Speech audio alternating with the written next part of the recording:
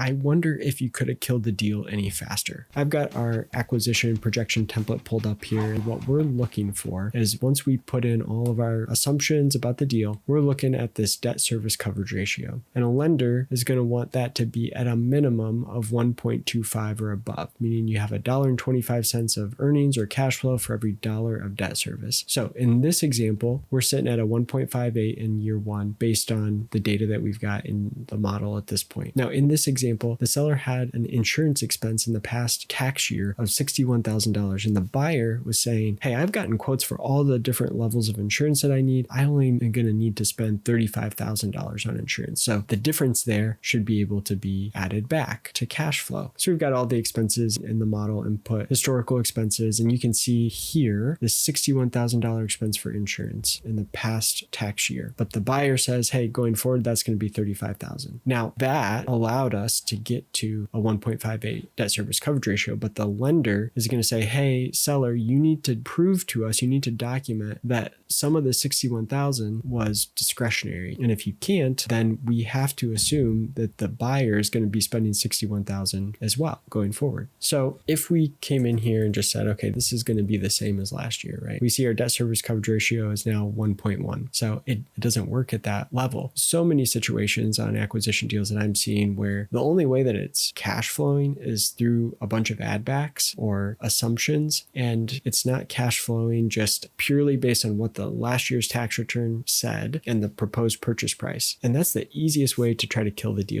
There's a whole bunch of add backs that a seller might propose that a lender is not going to accept. And if the only way the deal cash flows is with those add backs that are maybe questionable, you need to try to hit that right away. If it can't, you can kill the deal and you can be done with it, right? And you can move on to the next deal. If it does look like it cash flows in a conservative way, and then you want to do a more due diligence, more digging with a full quality of earnings analysis, there are providers that will do that for you. My point is that I think there's a lot of ways that you could try to kill the deal really quickly, either on your own or with just a little bit of help, and spend just a fraction of the cost of what you might for a full quality of earnings report.